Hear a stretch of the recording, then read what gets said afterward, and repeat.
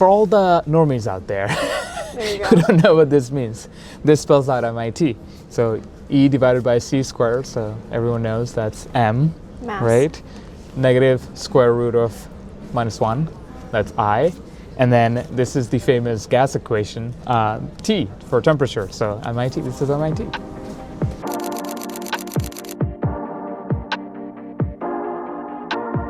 Yeah. One more time. Yep, definitely that way. Okay. Right. Straight. So I would basically walk every single day from my apartment in my last year over there to the main campus on this exact street every single day. I remember, because I would like have to go, like we're on a straight shot to Stata basically if you just keep going here. So that's what I would do. Often it will be very snowy. Right now it is kinda, but I remember like when it was just completely covered, right? Snowball fights. That is Stata. Sometimes people will call it Stata versus Stata, and it's just a matter of preference. But that's the main computer science building at MIT. It is the house of all the computer science innovation that has happened in the last 50 years, basically. Probably more. Marvin Minsky, the father of modern like AI. It's a fun place. It's of course classically the Frank Gehry style, super wacky architecture, and even inside it, like all the walls are kind of weirdly shaped. But that's kind of the appeal of it. A lot of people, when they come to MIT, they want to see it because of the design. So Frank Gehry was onto something clearly. We go kind of like this, up, and then head down, and then that way. Let's do that. Let's go. Yeah. It actually feels good. Feels okay. Lots of memories, good and bad. Yes. So this is actually an auditorium, and in the first week of school, they will have performances here. For example, there's a club that does like dancing with fire. Yeah. And so they'll have these giant poles that are lit on fire, and they'll do performances right here, and they invite all of the freshmen to come and watch. Really? It's pretty cool. It's very recognizable, his style. So it's very possible that what you're thinking of is also a building by him. Yeah. We made it! Okay. Oh, where the heck are we? Okay. Come on in. So we're on the second floor of CSAIL building. CSAIL stands for Computer Science and Artificial Intelligence Lab at MIT. CSAIL at MIT, right there. So MIT is known for hacks, which are pretty much pranks. This is one of the oldest ones, in which they got this giant cow and they put it on top of the dome. And so now they keep it here. 1,000 paper cranes, which in Chinese scripture, mythology, etc., grants you a wish. Cool. It's cool stuff.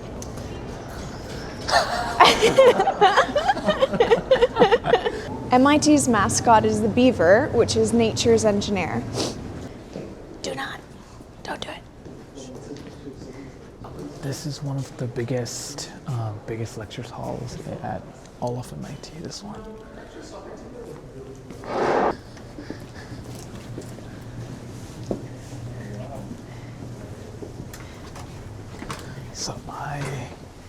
So this is one of the largest. Yeah, this is one of the largest like single class lecture halls. And I remember many classes here. I took 6006, which is Intro to Algorithms here. And I would sit up in the back in the middle. Yeah. And now we're on the main campus, which is the much more cinematic, traditional campus. One? That's the main building pretty much. Or it's kind of like one edge of the main building. Oh, so fun fact, you see that really, really tall building.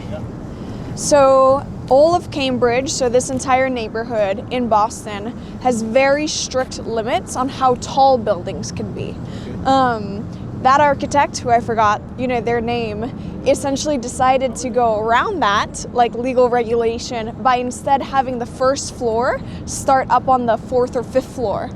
And so as a result, you designate the first floor all the way high up, and you can actually build, technically to code, a building that tall. But that's the tallest building in Cambridge. And so this is the tallest building in all of this neighborhood in Cambridge, and it's also Not all neighborhood, of the... in Cambridge. In Cambridge. Well, I'm Yeah. explaining Cambridge is a neighborhood, right?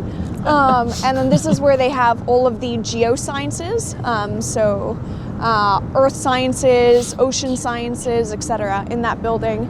And you can probably see up above there. There's some cool sensors. Very nice. This was my favorite area over here. Oh, and it looks like it's blocked off. Okay, so more fun facts. Let's have your dad listen to. You see that giant sculpture over there? So in that middle channel is direct connection, completely unblocked from the river, all the way down to that building. And so it's completely uninterrupted, and Boston is really, really windy. And so because of that, that area actually created a wind tunnel.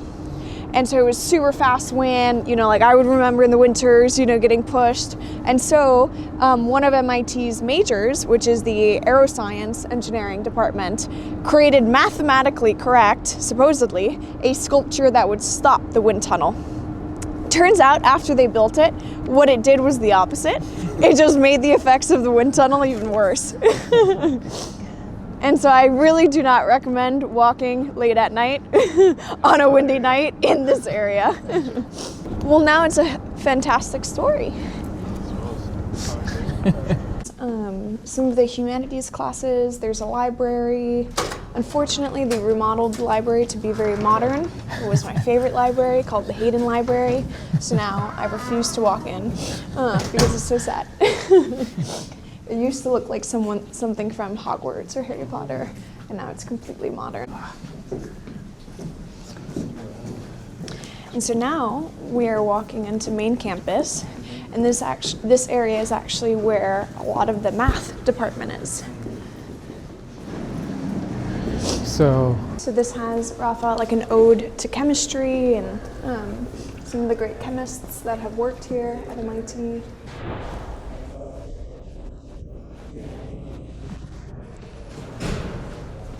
Check it out though. You can see the inside of the building, and it's beautiful on the bottom. But isn't it beautiful? Mm-hmm. Ah, sorry. And so you can see some of the labs in the middle. Yeah. You can see some of it here.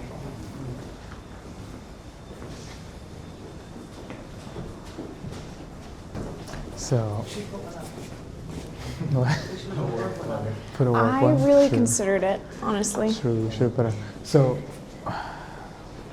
we're now about to enter what's called the Infinite, which is basically the long corridor that connects and runs through all of the MIT's main building. It's just one giant corridor.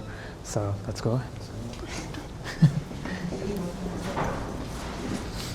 So we are currently on this end, and this goes all the way to Massachusetts Avenue, like all the way through. And on each side are some really cool things as we walk through. So let's see. Look at this. Check out this lab.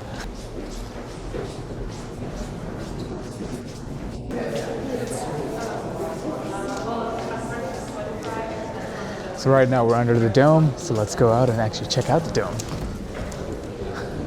Oh. Wow. I have nothing to say, it's just beautiful. You said so this. It sounded like you were going to give a little spiel. Let's go. Come Let's out go. here. Just right here is graduation.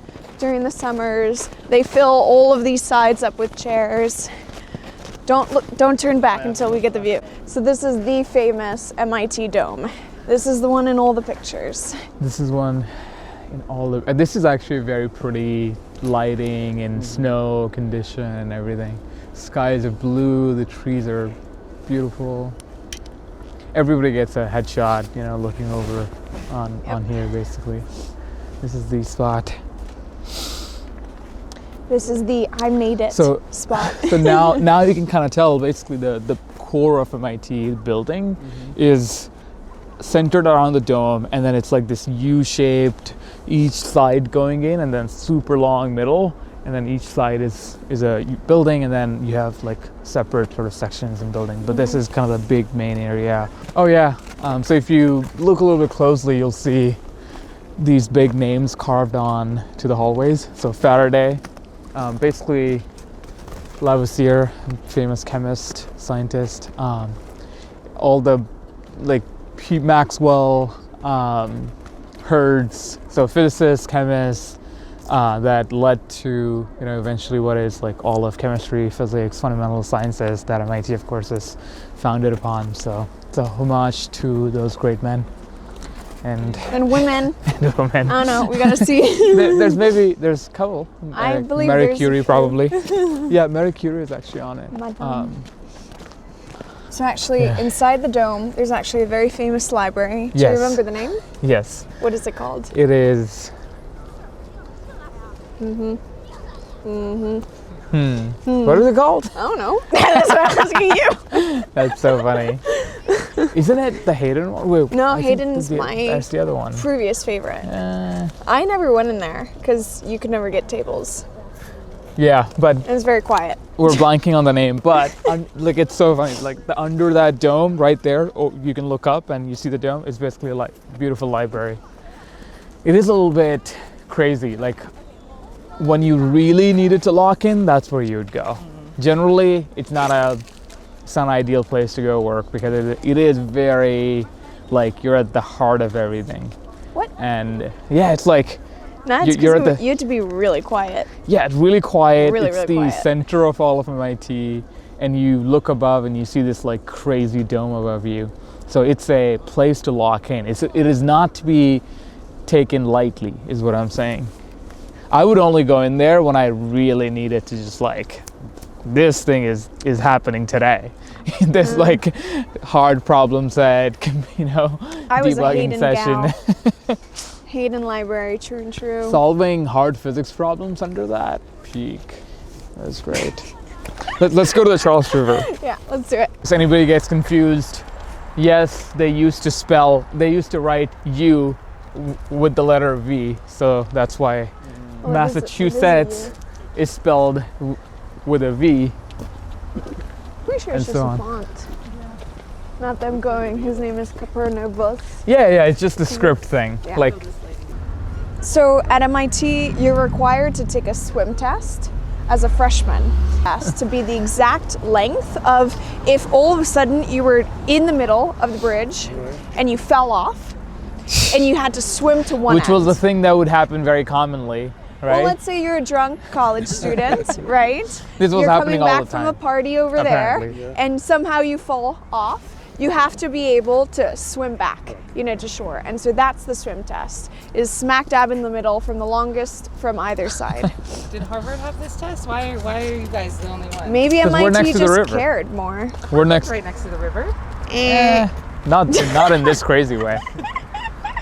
No, Harvard's MBA school, I don't even know what it's called, HBS, is on the river, down there. On the other side. On the other side. Nice. So we haven't gone in here yet, but this is lobby 7. It's the most important entrance at MIT. You can see the columns. Yeah, let's go in. Let's see if we can get in. It's very. And pray tell, what makes it so important? What makes it very important? Well, this is the big, entrance. like, main entrance to the Yeah. campus. And that goes back to the Infinite. Connects, where we started. Kind of the central main entrance to really, like, I think if you're going to like any class, any lecture, this is where you start. Yeah. So every single day, if you're an MIT student, you would wake up and you were basically going to pass through this to get to wherever you're going. Yeah. Well, it's also that whole section over there on MIT campus is dorms. So once you cross that intersection on Mass Ave, like now you're in school. Yeah. And so this is the meeting spot. This is where everything begins. Yeah. Principal's doc, like the one I've written for what? Can you tell?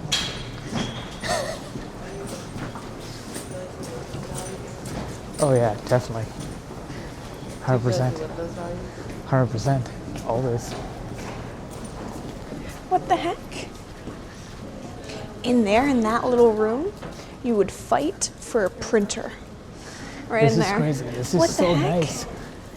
What used to be here, right there, I'm pretty sure, I remember, was a super dingy, janky room where you would come to print like pages. Like it had printers, and you just come in and print them for free.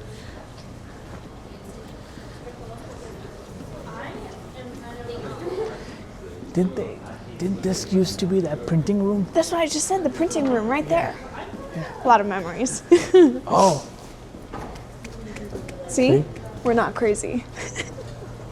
I think this is the most excited we've been. You're showing way. what? I worked in this lab. Texture. Oh yeah. Good texture. Rafa, look at this. This is a good texture. Do you want to make a paper shader? I ever got a B in. Computational fluid dynamics. I got a 93 and I still got a B.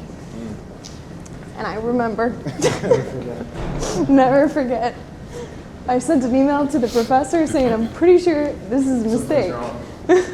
And he said, only 2 people per class are allowed to get an A. So let's go to the planet that's before Jupiter, which is I don't know that. Mars, right? Yeah, I was not a... Mars, Earth? the pale blue dot. Venus. So, fun fact, not many people know this. Which one of these is the hottest planet at the surface? It should be Mercury. Which one is the hottest planet at the surface? Out of these 3, Out of, like, the sun is over there, right? My vote, the sun. Venus. No, the planet. It's Venus. It's Venus because of the distance. Is it a gas? It can't be the closest one because of the way he travels, I'm guessing. I don't know. All right, so here's what it is. Here's what it is. Your answer is right, but for the wrong reason. But what's going on? Fun.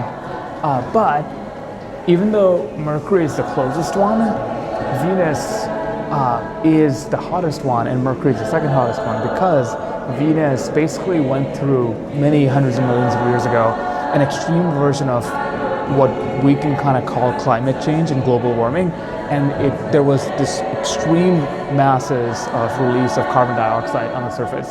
So it has this like really intense greenhouse effect going on, which makes Venus insanely hot at the surface level. So this is a fun fact about that. Mercury is really hot, it's the second one probably. But Venus just has a special effect going through. Oh, it's like a Valentine's Day thing? Oh, this is fun.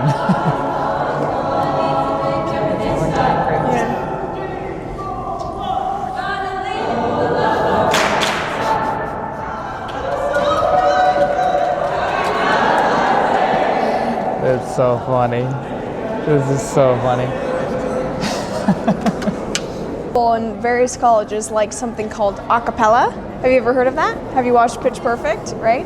And so on Valentine's Day, you can buy, they're called Valentine's Day grams. And so you choose a person at a certain time in a certain location, they have to be there, and these people will go up and surprise you and sing for you, so. It's like serenades, basically. Yeah, You're serenading serenatas. them. So But- this is a good gig for the a cappella groups. They get to make Yeah, some they money. make good Valentine's money, Day yeah. time. Yeah.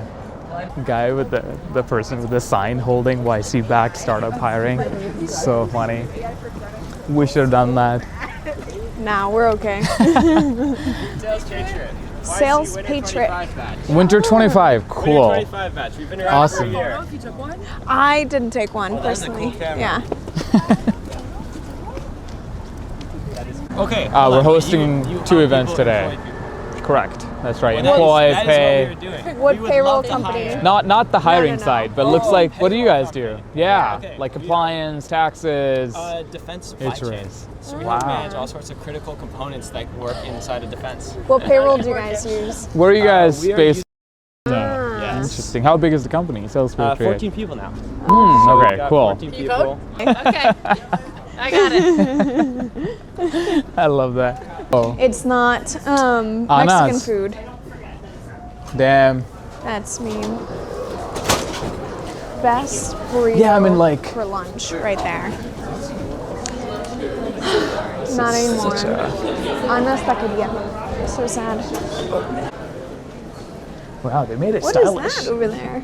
made Yeah. it stylish. What the Oh, heck? yes, I Why need is this so cool? This is what I want. This is what I need. Here's the reason why I'm here. I realized that I, at some point, had lost one of my MIT jackets, so I am completely MIT jacketless as of currently, and we're gonna fix that today. I am swagless, but not anymore. Right as of this second, I got swag. There we go. Boom. This is the one to get, I think. Yeah? Yeah, this is the only one that I think is like, yeah, thing. It is a monumental institution, that's for sure, right? Like I think as I was growing up, I didn't know anything about the US, I didn't know anything about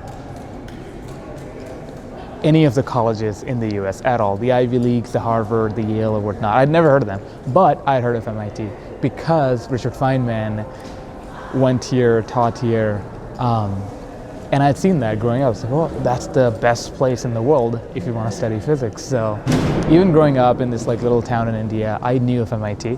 And just coming back here, I think it is just the appreciation of what the institution is. Like it's probably how many? 250 years old, if not more.